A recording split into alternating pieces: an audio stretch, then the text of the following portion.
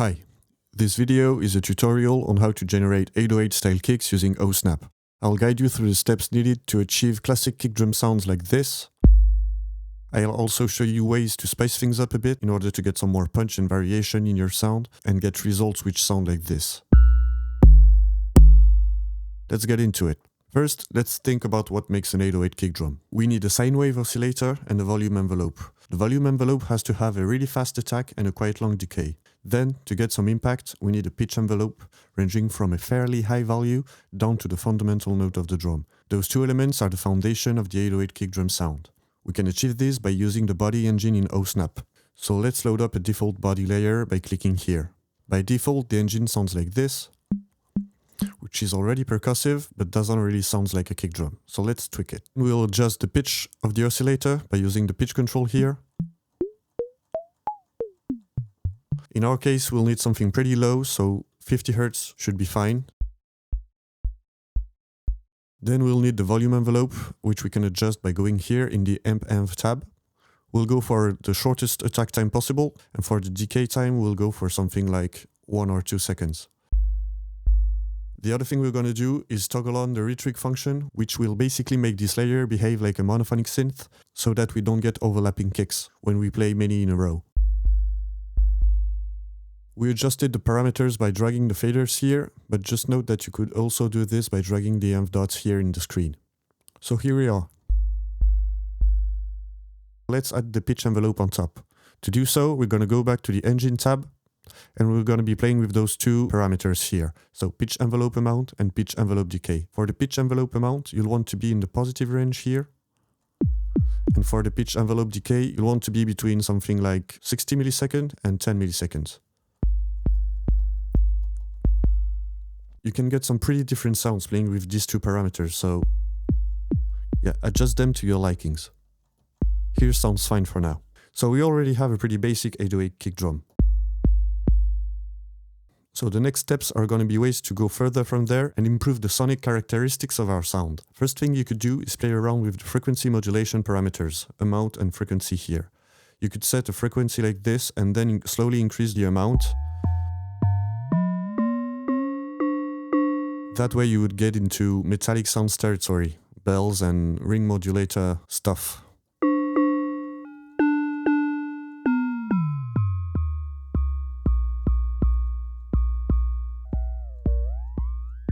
We're gonna skip to the next step in order to improve on our current sound, and this one is a big one, it's distortion. So distortion is a good way to get more warmth and harmonic to our sound. If you want to use it, you just have to go to the Drive tab here and toggle on the distortion. There you simply have to push the input gain to whatever value feels right for you. I personally like to push it a bit too much where the sound starts to break, and then put it back a little. One other thing you could do is play around with the saturation curve. So here we are on the soft setting, but you could go for more aggressive curves.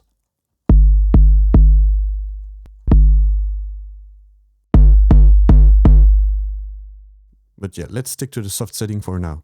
Another thing you could do if you want to emphasize the bass of your sound is pull down the drive color.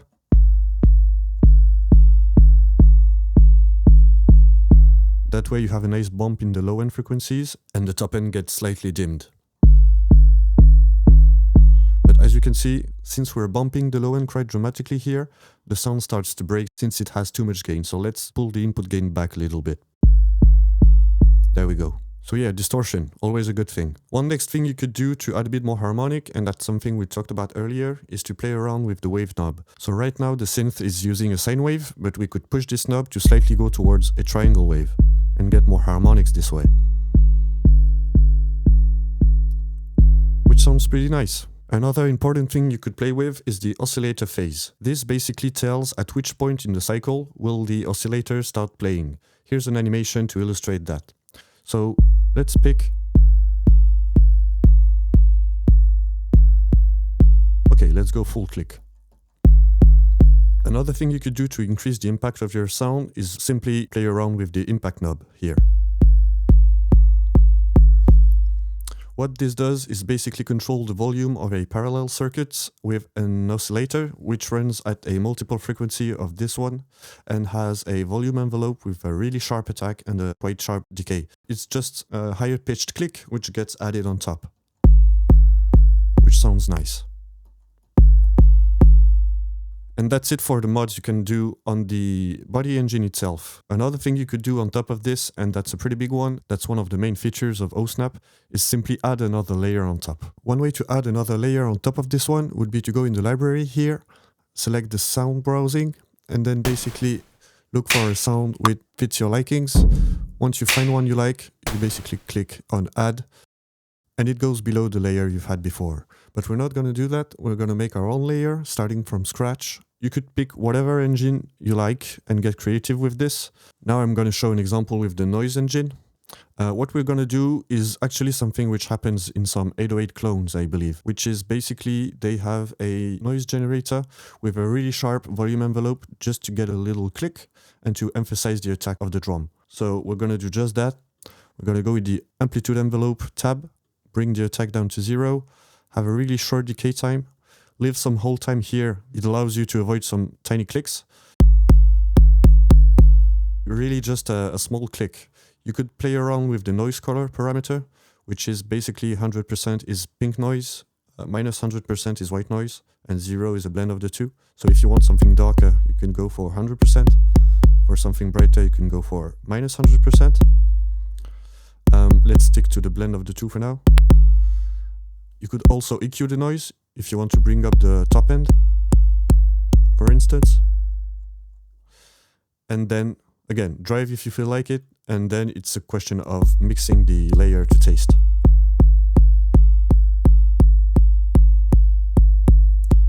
But this can be a good way to make your kick stand out in the mix if you're lacking a bit of precision in the top end, if you don't get enough impact or click. You could just add a layer like this and make it stand out way more. Another thing you could do to improve your sound is to add a sampler layer on top. This, in conjunction with picking a field recorded sample, could allow you to get some more organic texture to your sound and make it sound a little less synthesized. So, since we want to emphasize the attack again, we're going to be picking a sample with a short rise and a single impact. You can narrow down your research even more by using the other tag. Let's browse the result. This might be nice, so let's hit replace. The samples get loaded here. Okay, the result is already quite interesting.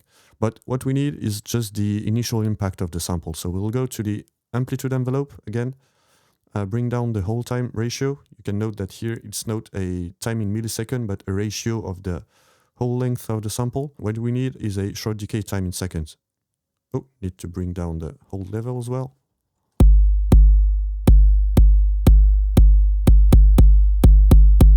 So here we are getting only the attack of the sample. And by doing so, you can get a pretty wide variety of clicks to add on top of your 808 kick. We could also bring up the pitch. Or lower it. This sounds nice. What we could also do at this point is to toggle on the master clipper, just to make sure that any big transient gets tamed and that all output volume doesn't go too crazy. And there we go. That's a way to improve on our basic 808 kick drum. I only showed you an example with those two engines, but of course you could get creative with any one of those. I only showed you these techniques where we use engines to emphasize the attack in order to fit better with the 808 kick drum topic, but you could use engines to do much more than that. So don't be afraid to explore, share the results. That's it for this tutorial, and I'll see you in the next one. Bye.